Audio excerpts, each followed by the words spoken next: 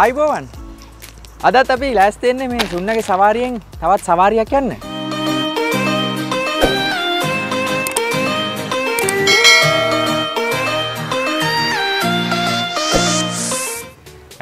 අදත් යන්නේ අපි අර කලින් ගියා වගේ දවේලිස්ගේ ගුහාව බලන්න ගියා වගේ ඒ පැත්තෙම තැනකට තමයි යන්නේ.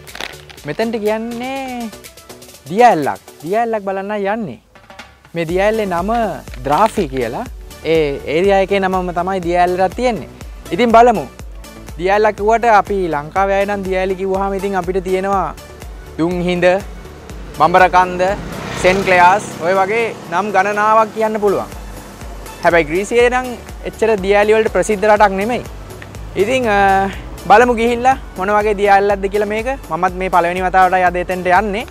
එහෙමනම් යමු. සුන්නගේ සවාරියත් එක්ක එකතු වෙන්න. දන්නවා හැමදාමත් කියනවා වගේ subscribe කරන්න, like කරන්න, share කරන්න, යාළුවන්ට බලන්න. වීඩියෝ හොඳ නම් comment එකක් දෙන්න. ඒක තමයි මේ සවාරිය ඉදිරියට කරගෙන යන්න අපිට තියෙන ශක්තිය, ධෛර්යය ඔයගොල්ලන්ගෙන් ලැබෙන. එහෙමනම් ගමන පටන් ගමු.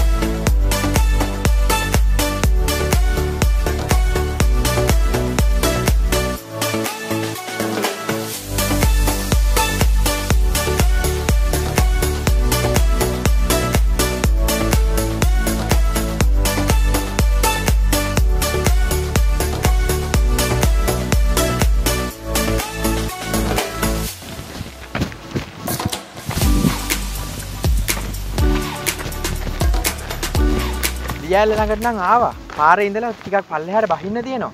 ඉස්සරහට ගිහලා බලමු කොහොමද කියලා.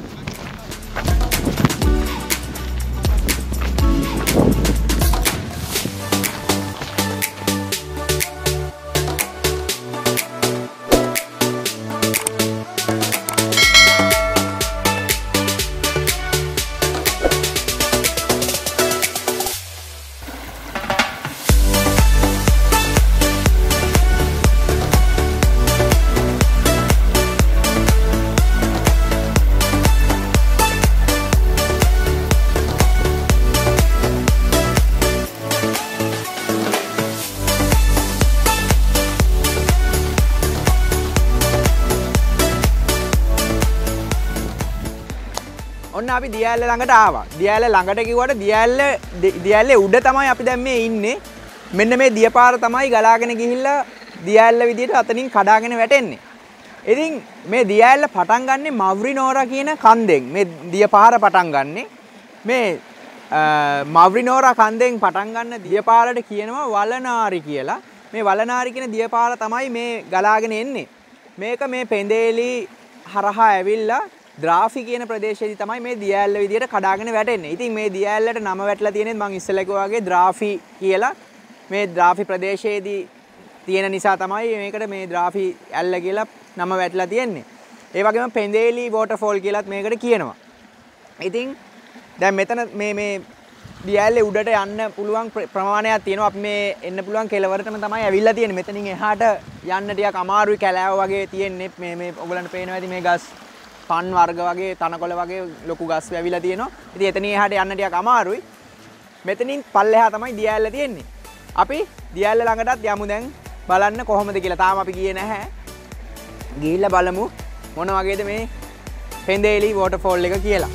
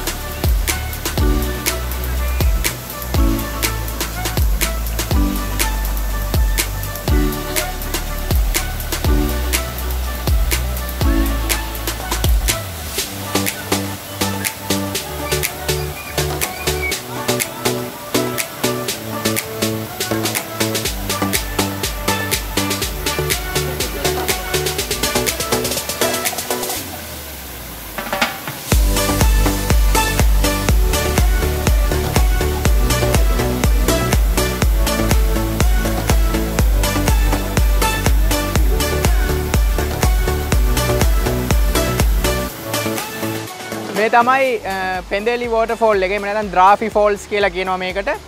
ඉතින් එච්චර ලොකු දියැලක් නෙමෙයි. නමුත් සෝභා සෞන්දර්යයෙන් අනුන ස්ථානයක තමයි මේක පිහිටලා තියෙන්නේ.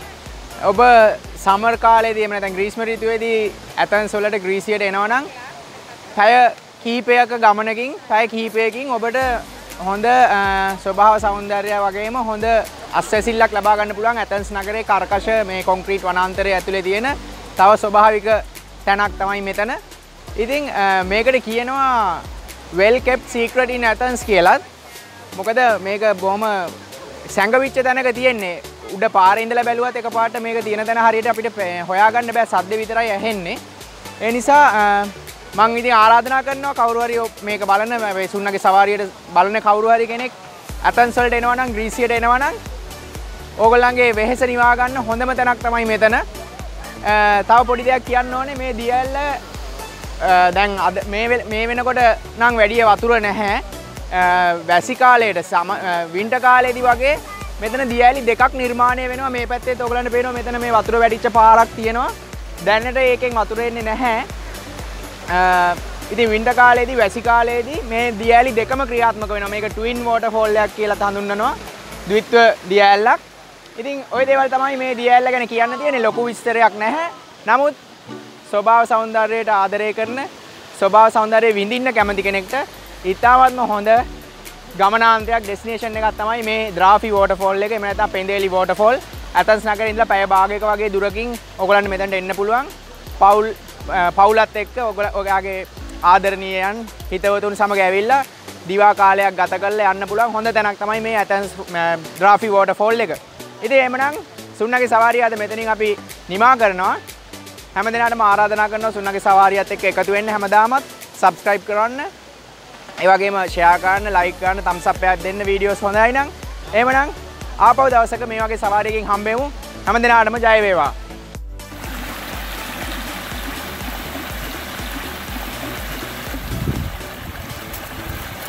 හරිද?